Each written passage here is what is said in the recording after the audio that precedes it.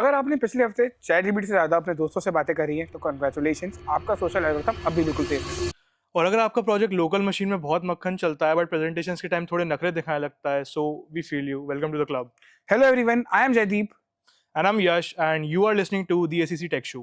ये आपका अपना फोर लाइटिंग टेक रडार, जहाँ पे हम कोड, कॉफ़ी और टेक न्यूज़ को डिस्कस करेंगे। चाहे आप हमें स्पॉटिफाई पे सुन रहे हो या फिर यूट्यूब पे while rushing to that 9:15 morning lecture, you are very most welcome. Let's get started. So set your status to do not disturb, minimize your IDs and let's get started. So let's address the elephant in the room. ये ACC tech show आखिर है क्या? Why are we doing this and what is the purpose of this? यार देखो, let's get it clear कि जो mostly जो tech news आती है ना, हमारा इंटरनेट फ्लड तो कर रहा है उसे, but the thing is it is either very cooperative nature या फिर वो इतनी ड्राई होती है कि सुनते सुनते नहीं आती है। कि देखो, सिलिकॉन वैली में किसको कितनी फंडिंग मिली, it is very interesting, but उसका स्टूडेंट लाइफ से क्या है? I mean exactly, as students we think कि भाई इस टेक न्यूज़ से मेरा क्या रिलेशन, मेरी कौन सी प्लेसमेंट क्लियर हो जाएगी या फिर कौन सी गेट की रैंक बन जाएगी। We always think that, but I think that is not the case. तो अगर आप डेवलपर हैं, डिज़ाइनर हैं या फिर एक जनरल टेक एंथुसियास्ट हैं, तो ये जो हमारा शो है ये आपके लिए ही है। अगर आपको सबके ऊपर एक एज लेनी है और आपको बोरिंग दो 10 पेज के आर्टिकल्स नहीं पढ़ रहे जिसमें बहुत सारी टेक लैंग्वेज होती है और उसको पढ़ते पढ़ते ही थकान आ जाती है, तो आप इसको हमारे शो देख सकते हैं। I mean, Jaideep's correct. We are going to bring you the latest and the most crisp tech lines from the world. Over the globe, we are going to go scour the internet and find the best GitHub repos for your student life and make your life easier. और यहाँ पे हम सिर्फ billionaires की success story discuss नहीं करेंगे, हम यहाँ पे रियल टेक चीज़ों के बारे में डिस्कस करेंगे।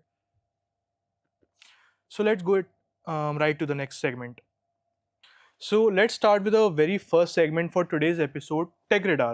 तो टेक रेडार में बेसिकली हम करेंगे क्या कि हम पिछले हफ्ते 2 हफ्ते की जो सबसे इम्पॉर्टेंट और क्रूशियल टेक न्यूज़ है उसको फिल्टर आउट करेंगे ना, आपको उसमें से सबसे शॉर्टेस्ट एंड इम्पॉर्टेंट वंस बताएंगे। So let's start with the first one. The first one is Microsoft Copilot is changing to Cowork, which is a big move actually, because initially एक wave start हुई थी AI की, and the AI wave was कि AI से we are going to do this and we are going to do that. Now the wave has moved toward agents, and I don't know, but somewhere along the way we realized that agents were more useful than AI because AI cannot do it all. We need specific AI. So when AI becomes streamlined, it's called an agent. So what Copilot used to do was, it was a simple window जिससे आप सवाल जवाब कर सकते थे, KBC खेल सकते थे. But what Cowork is going to do now is it's going to be a nosy neighbor. It'll have control over your apps, over your Gmail, over your Outlook, and it will do tasks for you. But that also comes with the permissions you granted. So basically आप कहना चाहते हो कि जो अब Cowork है Copilot का, वो एक हमारा खुद का पीए टाइप है, पर्सनल असिस्टेंट, जो आपको हर चीज़ में असिस्ट करेगा। यस, उसके पास आपकी चीज़ों का कंट्रोल होगा जो आप उसे विलिंगली या फिर नॉन विलिंगली माइक्रोसॉफ्ट ग्रांट करोगे। But I think everyone has their shared opinions over this. या तो यार इससे याद आया कि यार recently agentic AI and vibe coding, these are the buzzwords these days. तो वाइब कोडिंग से याद आया कि एप्पल ने, कल ही आपने सुना होगा कि एप्पल ने अभी कुछ वाइब कोडेड प्लेटफॉर्म्स को ब्लॉक करा है। द न्यूज़ इज कि एप्पल ने अपने एम्प्लॉइज़ को बोला है कि आप जो रेपलेट और वाइब कोड, जो पॉपुलर 2 प्लेटफॉर्म्स हैं, उनको इनका यूज़ मिनिमाइज़ करने को बोला है या इसको चेक करने को बोला है। हो क्या रहा था कि वो कोड ऑटो जनरेट कर रहे थे, इसको पुश कर देते थे। इसके कारण जो एप्पल स्टोर पे जो उनके रूल्स, उनका वायलेशन हो रहा था। स्पेसिफिकली 2.5.2 जो रूल है, उनका वायलेट हो रहा था, and iOS is very concerned about the security. I mean, iOS has been like this in the past as well. There's a reason Apple is fighting those lawsuits in Europe. तो Yash, are you aware about the India China AI race? हाँ, I mean, it is one of the most trending topics कि how far we are progressing in terms of AI. We recently got the news that India has made their very own Sarvam AI. That's all I know. See, yes correct, server में AI is an AI which is train on Indian databases, और वो 1 billion parameters पे train है। तो it performs very well on Indian context. It performs better on benchmarks when even compared to anti-gravity and other models also. Now, as you said कि India China, see, India and China both, in China is an economic superpower and India is a growing superpower. India has the fastest growing economy, and the thing is China आज के time पे चाहे AI patents हो, AI models हो, उन सब में lead कर रहा है, specifically that deep seek model 3 and Grok 2। The thing is India के पास टैलेंट पूल की कमी नहीं है. India has the largest number of stem graduates. The thing is India के पास मॉडल बनाने के पास ब्रेन्स तो हैं, कोड करने के ब्रेन्स तो हैं, पर हमारे पास हार्डवेयर की बहुत दिक्कत है. तो recently seeing this problem, our prime minister Shri Narendra Modi ji in AI Summit 2026 has said कि Indian government will approximately invest $1.2 billion or 10,000 crores in the field of GPUs, which approximately 38,000 GPUs लाएंगे, जिससे हमें काफ़ी मेजर बूस्ट मिलेगा. क्योंकि आपको भी पता है कि आजकल जब हम अपना प्रोजेक्ट्स बनाते हैं या फिर मॉडल ट्रेन करते हैं, तो आपको पता है कि हम गूगल के जो बाकी टूल्स हैं उनका यूज़ करते हैं, जैसे गूगल कोलैब हो गया. तो इसकी मदद से अगर हमारे पास खुद की GPUs होंगे और खुद का डेटा सेंटर्स होगा, तो हमारे लिए काफ़ी ईजी होगा. हाँ, आई मीन जो AI ट्रेनिंग होती है that's primarily based on how good the setup and the hardware is. these times are similar to the pre World War era, जिसकी ज़्यादा अच्छी एडवांसमेंट एंड प्रोग्रेस हो गई, they are going to win the war and the race. So unless we get that hardware, we are sitting ducks. So moving on to the very next news. So next news comes from France. Emmanuel Macron has made the statement that they're going to go deep into AI investments, similar to what we're doing right now, but they're doing the same.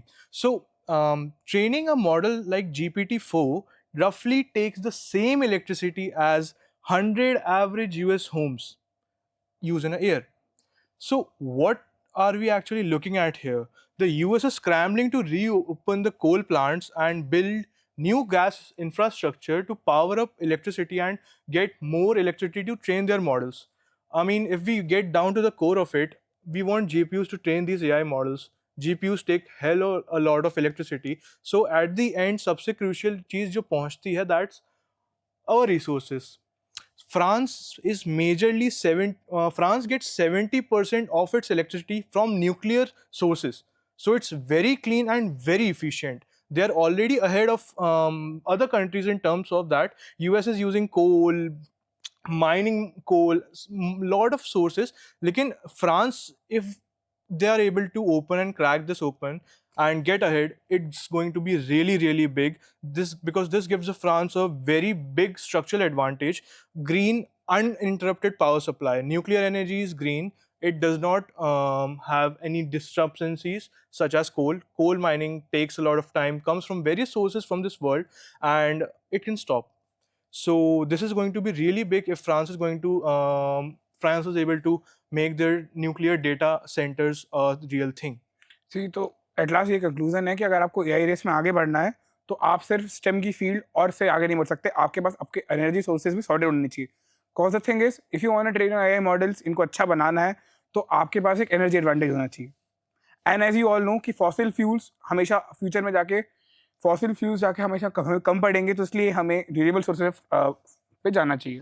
जैसे France है, France is a great nuclear power, तो उसके लिए जैसे आपने बताया कि बहुत अच्छा रहेगा वो फ्रांस के लिए. इंडिया, तो इट प्रूव्स कि इंडिया को सिर्फ जीपीयू का इंफ्रास्ट्रक्चर नहीं बनाना है. India also needs to work on energy. Just like America, India primarily जो अपनी एनर्जी है, about 70% of the energy comes from coal. अभी हम 16 या 20% ही रिन्यूएबल एनर्जी चला रहे हैं. I mean, exactly. The race is not just about who has the best models, but to train these models, we also need to worry about our energy sources, how we are bringing this energy, and if we are actually a sustainable process in bringing this energy. So, Yash, have you also heard about Meta acquires Moldbook? No, I have not. So the thing is, Moldbook is basically the Reddit for bots.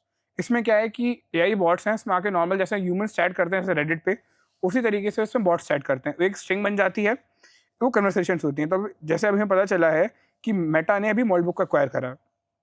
The thing is, उससे जो bots हैं वो topics को debate भी कर रहे हैं, memes भी शेयर कर रहे हैं, वो कंटेंट भी बता रहे हैं. एंड द थिंग इज, ये हमें धीरे धीरे जो डेड इंटरनेट थ्योरी है उसकी तरफ पुश कर रहे हैं.